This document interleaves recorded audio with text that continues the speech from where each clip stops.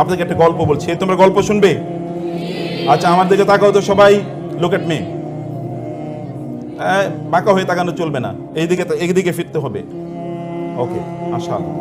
জাবের ইবনে আব্দুল্লাহ রাদিয়াল্লাহু তাআলা আনহু, বয়স মাত্র 15। এখানে অনেক বাচ্চাদের বয়স আছে 15। তার বাবা যখন মারা যায় তখন তার বয়স 15, এবং তার 7 বোন এর দায়িত্ব চলে এসেছে জাবেরের মাথায়। এর 2 বছর পর একটা যুদ্ধের জন্য তাকে ডাক দেয়া হলো, তিনি যুদ্ধে চলে গেলেন। যুদ্ধ থেকে ফিরছেন, রাসূলুল্লাহ সাল্লাল্লাহু আলাইহি ওয়াসাল্লাম দেখলেন জাবের অনেক দূরে, অনেক পিছিয়ে, সবাই সামনে এগিয়ে যাচ্ছে। রাসূলুল্লাহ সাল্লাল্লাহু আলাইহি ওয়াসাল্লাম সবাইকে বলেন, একটু থামেন, তোমরা একটু থামো, একটু স্লো যাও। জাবেরের মধ্যে রাসূলের প্যারালালে চলে আসলেন। রাসূল জিজ্ঞেস করলেন, জাবের এত দেরি কেন? বলে, ইয়া রাসূলুল্লাহ, আমার ওটটা তো একটু দুর্বল। এই কারণে। তোমার উট দুর্বল কেন? ইয়া রাসূল, আপনি তো জানেন আমার বাবা যুদ্ধের ময়দানে শাহাদাত বরণ করেছেন, আমার 7 বোন আছে, আমার ফ্যামিলিতে আর কেউ ইনকাম করার মতো নাই, আমার বাবা এইটুকু সম্পত্তি রেখে গেছেন, এই দুর্বল উটটি, এর চেয়ে শক্তিশালী কোনো কিছু নাই। রাসূলুল্লাহ সাল্লাল্লাহু আলাইহি ওয়াসাল্লাম দেখলেন যে তার জামায় একটা দাগ আছে। এটা কিসের দাগ? তৎকালীন মানুষের জামায় দাগ থাকতো, তারা পারফিউম, আতর ব্যবহার করতে এই দাগ থাকতো। এবং আপনি কোনো সম্ভ্রান্ত ফ্যামিলির মানুষ, তার মানে হচ্ছে আপনার শরীরে আতরের দাগ আছে, কারণ আতর সবাই ব্যবহার করতে জানতো না অথবা পারতো না। এটা কিসের দাগ? ইয়া রাসূলুল্লাহ, আমি বিয়ে করেছি। সেই সময় রাসূলুল্লাহ সাল্লাল্লাহু আলাইহি ওয়াসাল্লাম তার বিখ্যাত সেই কথাটি বলেছেন, তুমি কাকে বিয়ে করেছো? বলে, আমি এরকম একজন বিধবা নারীকে বিয়ে করেছি। তুমি কেন একজন যুবতী নারীকে বিয়ে করলে না? তুলাইবুকা ওয়া তুলাইবুহা, তুমি তার সাথে একটু আনন্দ করতে পারতে, সে তোমার সাথে আনন্দ করতে পারতো। বলি, ইয়া রাসূলুল্লাহ, আমার 7টা বোন, এই বোনদেরকে লালন পালন করার জন্য আমার একজন দায়িত্বশীলা নারী দরকার ছিল, এবং এই কারণে আমি তাকে বিয়ে করেছি। রাসূল তাকে ইন্টারনালি মারহাবা জানালেন, তুমি big choice, great choice you have made. রাসূলুল্লাহ সাল্লাল্লাহু আলাইহি ওয়াসাল্লাম বলে, তো তোমাকে, আচ্ছা তুমি তো এই দুর্বল উট নিয়ে যেতে পারবে না, আচ্ছা ঠিক আছে। রাসূলুল্লাহ সাল্লাল্লাহু আলাইহি ওয়াসাল্লাম উটকে একটু মাত্র খোঁচা দিলেন। এটা এমন একটা আঙ্গুল, যে আঙ্গুল যদি আকাশের দিকে কেবল এতটুকু কেবল ইঙ্গিত করে, তাহলে আকাশের চাঁদ দ্বিখণ্ডিত হয়ে যায়। এমন একটা আঙ্গুল, যে আঙ্গুল যদি কোথাও কেবলমাত্র এতটুকু পানির মধ্যে ডুবায় বা চুবিয়ে দেয়, এটা হতে পারে যে 1 লোটা বা 1 বদনা পানি, কিন্তু 1700 বা 1600 লোক ওইখান থেকে গোসল করার পানি পায়, তারা পানি পান করার মতো পানি পায়, এবং তারা পানি প্রিজার্ভ করতে পারে যে পরবর্তীতে পানি তারা ব্যবহার করবে। কিন্তু পানি ছিল মাত্র 1 লোটা। 1400 লোক খায় যে এমন এক আঙ্গুল, যে আঙ্গুল কেবলমাত্র বলেছে এতটুকুই কেবলমাত্র খাবার আছে, একটা ছোট্ট পাতিলের মধ্যে অল্প একটু মাংস আছে আর অল্প কয়েকটা রুটি আছে। তিনি বলেছেন, আমি হাতটা রাখলাম, তোমরা এবার নাও। 1400 লোক খাওয়ার পরে এরপরে যতটুকু মাংস ছিল ততটুকুই অবশিষ্ট আছে। এমন একটা আঙ্গুল, সে আঙ্গুল কেবল একটু খোঁচা মারলো, খোঁচা মারার পর ওটা তেজি হয়ে গেল, এবং এটা সবার আগে এখন দৌড়ে যাচ্ছে। রাসূলুল্লাহ সাল্লাল্লাহু আলাইহি ওয়াসাল্লাম বললেন, জাবের থামো। জাবের থামলেন, তোমার ওটটা আমি কিনতে চাই। ইয়া রাসূলুল্লাহ, একটাই তো আমার সম্পদ, এটা বিক্রি করলে কেমনে হবে? না, তুমি আমার কাছে বিক্রি করে দাও। না, আমি বিক্রি করতে পারবো না। তুমি বিক্রি করো প্লিজ। না, আমি বিক্রি করতে পারবো না, আমার একটাই মাত্র সম্পদ। রাসূলুল্লাহ সাল্লাল্লাহু আলাইহি ওয়াসাল্লাম 10 বার বললেন তাকে, তোমার এটা বিক্রি করে দাও। মাত্র তার বয়স মাত্র 17। এখনকার যুগের বাচ্চাদের বয়স 17 হলেও তারা যতটুকু ম্যাচিউরড, তৎকালীন বাচ্চারা ইন্টেলেকচুয়ালি আরো অনেক বেশি ম্যাচিউর ছিল। আমাদের বাচ্চাদের ম্যাচিউরিটি একটা ভিন্ন জায়গায়। আপনারা এবং আমরা ভয়াবহভাবে একটা ডিস্ট্রাকশনের ওয়ার্ল্ডে বসবাস করছি। ভয়াবহভাবে একটা ডিস্ট্রাকশন। কোন এক সময় পাপ করার জন্য আপনাকে অনেক দূরে যেতে হতো, এখন পাপ করার জন্য অন্য কোথাও যাওয়া লাগে না। এখন পাপ আপনার ঘরের মধ্যেই রয়েছে, আপনার একটা ছোট্ট ডিভাইসের মধ্যে রয়েছে। এমন কোনো পাপের ট্রেস নাই যে ট্রেস এই ডিভাইসের মধ্যে পাওয়া যায় না। এভরিথিং, সব কিছু এখানে পাওয়া যায়, এভরিথিং এখানে রয়েছে। যত ধরনের অ্যাভারেশন, যত ধরনের ডিস্ট্রাকশন, যত ধরনের ওয়েওয়ার্ডনেস, যত ধরনের পথভ্রষ্টতা অথবা ধরেন পথ থেকে সরে যাওয়া, এগুলো সব কিছুর মধ্যে পাওয়া যায়। তারা ছিলেন ইন্টেলেকচুয়ালি ম্যাচিউরড। রাসূল তাকে 10 বার বললেন, 10 বারই তিনি ডিনাই করলেন। অতঃপর যখন 11তম বার তাকে বললেন, তিনি বললেন, ইয়া রাসূলুল্লাহ, ঠিক আছে বিক্রি করে দিলাম, কত দেবেন আপনি? বলেন 1 দিরহাম। 2 দিরহাম। কি বলেন ইয়া রাসূলুল্লাহ, এর দাম কি 2 দিরহাম হয় নাকি? আচ্ছা ঠিক আছে 4 দিরহাম। না, আরো বেশি দিতে হবে। আচ্ছা ঠিক আছে 8 দিরহাম। না, আর একটু বেশি দিতে হবে। বলতে বলতে রাসূলুল্লাহ সাল্লাল্লাহু আলাইহি ওয়াসাল্লাম এটার যা দাম হওয়ার কথা ছিল তার চেয়ে 10 গুণ তিনি দাম বলে বললেন, এটা 40 দিরহাম দেবো, যাও। এবার তিনি জাবের বলেন, ইয়া রাসূলুল্লাহ, ঠিক আছে, একটা ছোটদের তোমাদের গল্প বলছি। রাসূলুল্লাহ সাল্লাল্লাহু আলাইহি ওয়াসাল্লামকে এবার জাবের বলেন, ইয়া রাসূলুল্লাহ, আমি একটু মদিনা পর্যন্ত একটু উটটা নিয়ে যাই, আমি যাবো কিভাবে? বলে, আচ্ছা ঠিক আছে, মদিনা পর্যন্ত যাও। মদিনাতে যাওয়ার পর প্রত্যেকে প্রত্যেক দিকে চলে যাচ্ছেন। জাবের দেখলেন রাসূলুল্লাহ সাল্লাল্লাহু আলাইহি ওয়াসাল্লাম চলে যাচ্ছেন। তিনি বলেন, ইয়া রাসূলুল্লাহ, আপনি উটটা নেবেন না? আপনি না বিক্রি করেছেন, আপনি না কিনে নিয়েছেন আমার কাছ থেকে? না জাবের, এদিকে আসো। বলে কি? বলে ওটটা তোমাকে দিয়ে দিলাম। না, আমি না বিক্রি করেছি আপনার কাছে। রাসূলুল্লাহ সাল্লাল্লাহু আলাইহি ওয়াসাল্লাম বললেন, আমি তোমার কাছে ওটটা কিনে নিয়েছি, এবার ওটটা আমি তোমাকে হাদিয়া দিয়ে দিলাম। 40 দিরহামও দেয়া হলো, হাদিয়াও দেয়া হলো। রাসূলুল্লাহ সাল্লাল্লাহু আলাইহি ওয়াসাল্লাম, ওলামায়ে কেরাম যারা আছেন, শিক্ষকরা যারা আছেন, রাসূলুল্লাহ সাল্লাল্লাহু আলাইহি ওয়াসাল্লাম জানেন জাবের একটা এক ধরনের ইমোশন আছে, একটা সেন্সিবিলিটি আছে, তার এক ধরনের আত্মমর্যাদা আছে। ইংরেজিতে বলা হয় সেলফ এস্টিম। ইংরেজিতে বলা হয় সেলফ এস্টিম। আল্লাহ সুবহানাহু ওয়া তাআলাকে ইজ্জত বলেছেন, ইন্নাল মুলুকা ইযা দাখালু ক্বরিয়াতান আফসাদুহা ওয়া জাআলু আইজ্জাত আহলিহা আযিল্লা ওয়া কাযালিকা ইয়াফআলুন। আল্লাহ তাআলা বলেছেন, স্বৈরাচারদের, জালিমদের, এদের একটা চরিত্র যুগ যুগ ধরে আছে। জালিমরা যদি কোনো একটা সময়, কোনো একটা সমাজে অথবা কোনো একটা রাষ্ট্রের যদি তারা ক্ষমতাশালী হয়, তাহলে ওইখানকার সম্মানিত মানুষদেরকে তারা অপমানিত করে। কারণ জানে, সম্মানিত মানুষের একটা আত্মসম্মান বোধ আছে, এরা কোথাও মাথা নত করে না, এরা মাথা উঁচু করে দাঁড়ায়। যদি তারা দেখে যে তাদের সম্মানে কেউ আঘাত করেছে, তাহলে তারা বাঘের মতো গর্জে ওঠে। এই জন্য তারা সম্মানিত মানুষদেরকে অপমানিত করে, তাদেরকে তারা লিকুইডেট করে দেয়, অর্থাৎ তাদেরকে সমাজ থেকে নিশ্চিহ্ন করে দেয়। এটা যুগ যুগ ধরে এটা ছিল। আল্লাহ সুবহানাহু ওয়া তাআলা কোরআনে সূরা সাবাতে, মোস্ট প্রবাবলি, আমি হাফেজ না, আমি জানি না, most probably it is in সূরাতুস সাবা। এটা কি সূরা সাবায় আছে নাকি? হ্যাঁ, কোন সূরায়? আচ্ছা, তোমরা বলতে হবে পরে। ইন্নাল মুলুকা ইযা দাখালু ক্বরিয়াতান আফসাদুহা ওয়া জাআলু আইজ্জাতা আহলিহা আযিল্লা ওয়া কাযালিকা ইয়াফআলুন। এটা তাদের ওয়া কাযালিকা ইয়াফআলুন মানে এটা হচ্ছে যুগ যুগ ধরে তাদের চরিত্র। ফাইলে মুদারি, ফাইলে মুদারির মধ্যে একটা ইস্তেমরারির একটি অর্থ রয়েছে, মানে এটা সব সময় চলে। এটা আল হুদুস, এখন ঘটে, আবার অন্য সময় এটা আত-তাহাদ্দুস, মানে বারবার এটা ঘটে, এরকম একটা সম্ভাবনা ফাইলে মুদারির মধ্যে রয়েছে। যাই হোক, আল্লাহ সুবহানাহু ওয়া তাআলা কিভাবে ছোটদের সাথে কিভাবে ট্রিট করতে হয়, এটি রাসূলুল্লাহ সাল্লাল্লাহু আলাইহি ওয়াসাল্লামের চরিত্রের মাধ্যমে আল্লাহ তাআলা দেখিয়ে দিলেন। আমি আপনাদেরকে বলবো, আপনাদের বাচ্চাদের সাথে সম্মানজনকভাবে, রেসপেক্টফুলি তাদের সাথে আচরণ করুন। রাসূল এমনি তাকে সাদাকা করে দিতে পারতেন, কিন্তু এতে জাবের আত্মসম্মানে আঘাত লাগতো। রাসূল এমনি তাকে ভিন্নভাবে কথা বলতে পারতেন, এতে জাবেরের মন খারাপ হয়ে যেতে পারতো। কিন্তু রাসূলুল্লাহ সাল্লাল্লাহু আলাইহি ওয়াসাল্লাম একদিকে তার সাথে একটু আনন্দ করার একটু সময় কাটালেন, একটু আনন্দ দিলেন তাকে, এক ধরনের তার মধ্যে এক ধরনের হাইপার এক ইমোশন তার মধ্যে তৈরি করে দিলেন। এই ঘটনা যেন জাবের আর কোনোদিন না ভুলে। এরকম মানুষকে কি কোনোদিন ভোলা যায়? এমন মানুষকে কোনোদিন ভোলা যায়? যিনি এমন আচরণ করেছেন, তাকে তো হৃদয় দিয়ে ভালোবাসতে হয়, তাকে অন্তর দিয়ে ভালোবাসতে হয়। সম্মানিত বোনেরা, প্রিয় ভাইয়েরা আমার, আল্লাহ সুবহানাহু ওয়া তাআলা একদল লোকের জন্য ভালোবাসাকে আমাদের জন্য অবধারিত করে দিয়েছেন। ইন্নাল্লাযীনা আমানু ওয়া আমিলুস সালিহাতি সায়াজআলু লাহুমুর রাহমানু উদ্দা। আপনি আরবিক ল্যাঙ্গুয়েজ যদি ভালো করে, বিশেষ করে কোরআনিক ল্যাঙ্গুয়েজ যদি অনেক ভালো করে স্টাডি করেন, তাহলে দেখবেন আল উদ এবং আল মুহাব্বা এর মধ্যে পার্থক্য রয়েছে। আল উদকে ইংরেজিতে বলা হয় ইন্টেন্স লাভ। এটা কোনো শরীয়তের বাধ্যতামূলক কোনো লাভ নয়, যে লাভকে আল্লাহ এবং আল্লাহর রাসূলকে করতে হয়।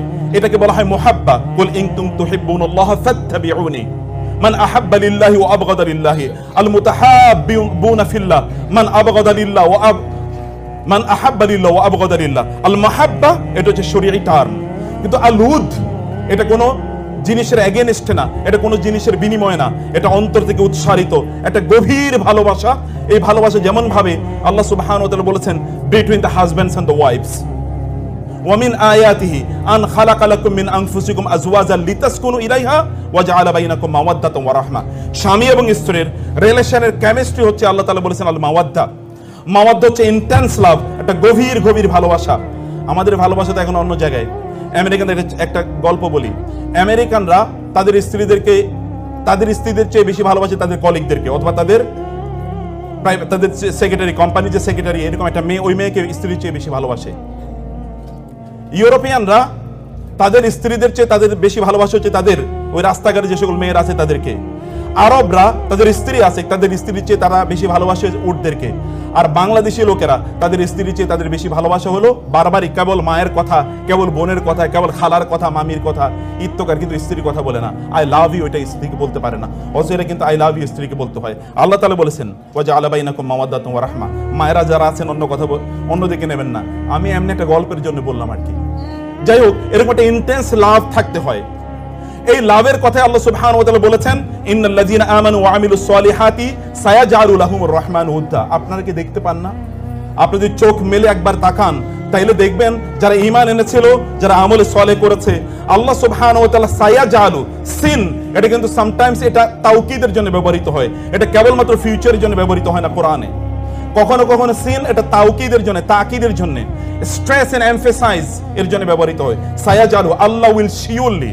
এন্ড ইয়াজালু শব্দটি জাআলা ইয়াজালু কোরআনে অনেক অর্থে ব্যবহৃত হয়, তোর মধ্যে একটা হচ্ছে রিপ্লেসমেন্ট, একটা রিপ্লেসমেন্ট। যেমন ইন্নী জাইলুন ফিল আরদি খলিফা, আমি জমিনে একজন প্রতিনিধিকে রিপ্লেস করতে যাচ্ছি, কারণ এর আগে জিন ছিল, জিনের পরিবর্তে আমি একটা নতুন রিপ্লেসমেন্ট এখানে করছি।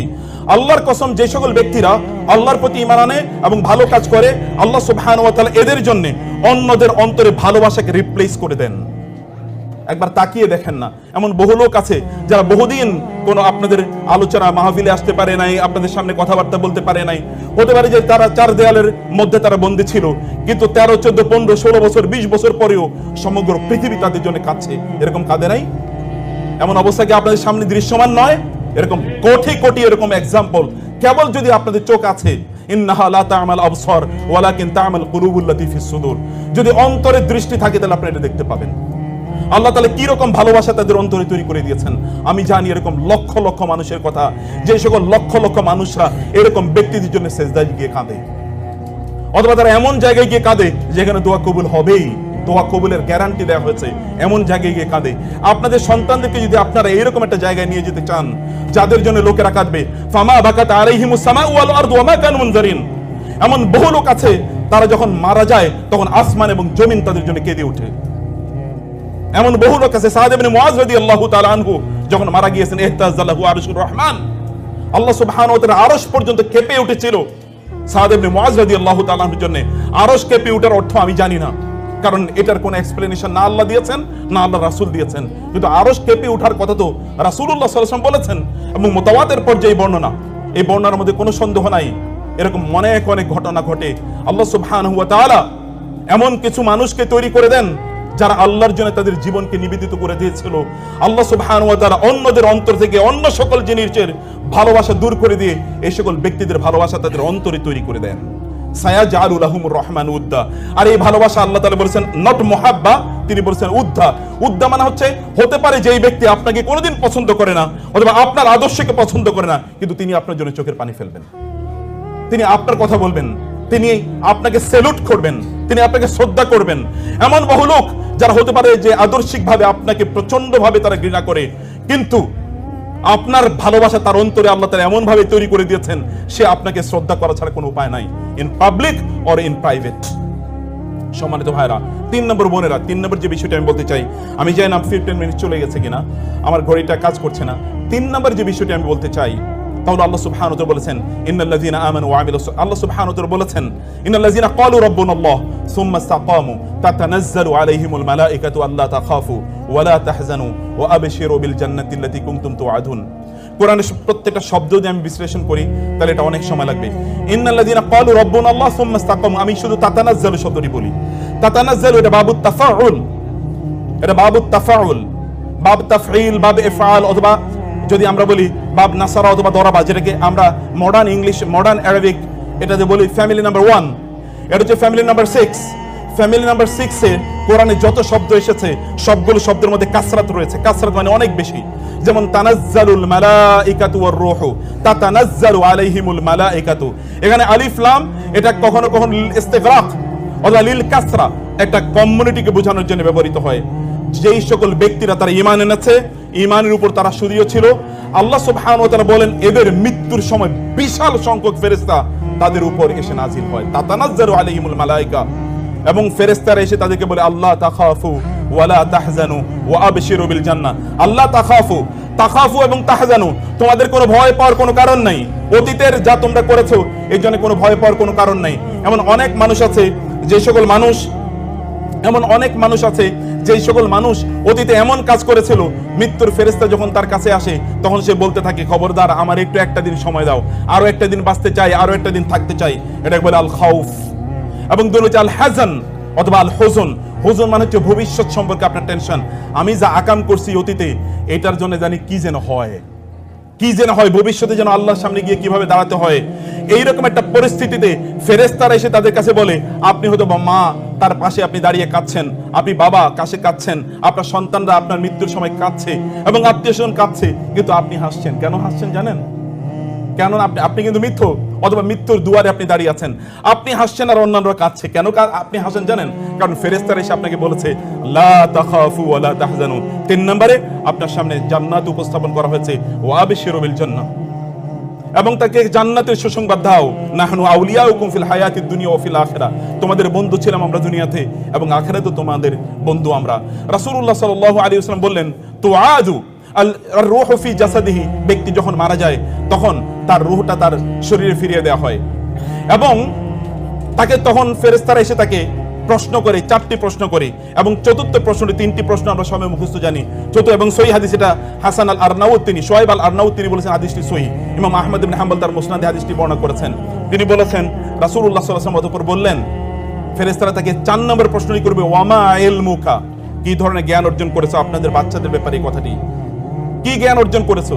তখন সে বলবে, ক্বারাআতুল কুরআনা ফাআমানতু বিহি ওয়া সাদ্দাকতু, আমি কোরআন তেলাওয়াত করেছিলাম, কোরআন পাঠ করেছিলাম, কোরআনের উপর ঈমান এনেছি এবং কোরআন যা বলেছে আমি তাকে সত্যায়ন করেছি, আমি তা নিজের জীবনে বাস্তবায়ন করেছি, সেটা প্রচার এবং প্রসার করেছি এবং তার উপর আমি বিশ্বাস স্থাপন করেছি, আমি এর কোনো অন্যথা করি নাই। তখন আসমান থেকে ফায়ুনাদি মুনাদিন ফিস সামা, তখন আসমান থেকে চিৎকার করে জানিয়ে দেওয়া হবে, আন সাদাকা আবদি, আমার বান্দা সত্য বলেছে। এই কথা মহান আল্লাহ সুবহানাহু ওয়া তাআলা বলেন, আমার বান্দা যা বলেছে সত্য বলেছে।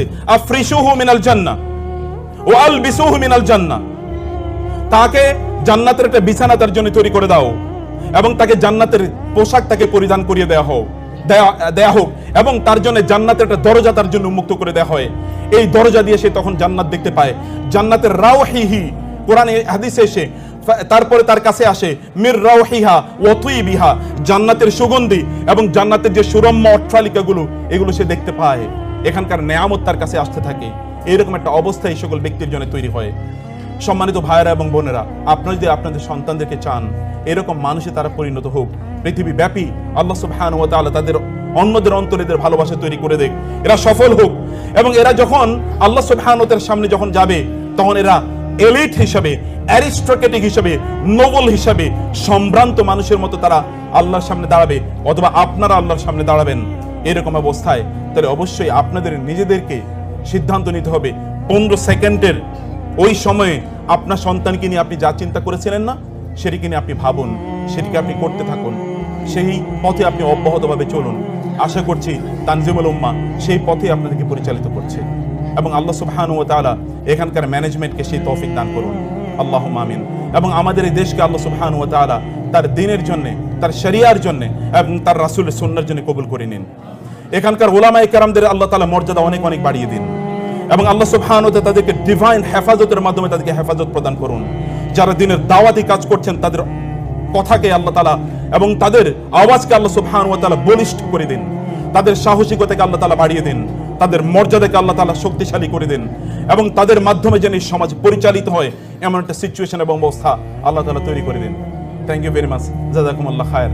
আপনারা অনেকটুকু সময় দিয়েছেন, আপনাদেরকে আল্লাহ তাআলা অনেক কল্যাণ দান করুন এবং তানজিমুল উম্মাহ ম্যানেজমেন্টকে আমি সম্মানিত চেয়ারম্যান এবং সম্মানিত প্রিন্সিপাল এবং অন্যান্যদের যারা আছেন তাদের প্রত্যেককে কৃতজ্ঞতা জানাচ্ছি আমাকে এখানে দাওয়াত দেওয়ার জন্য এবং সুযোগ করে দেওয়ার জন্য। কিছু কথা আপনাদের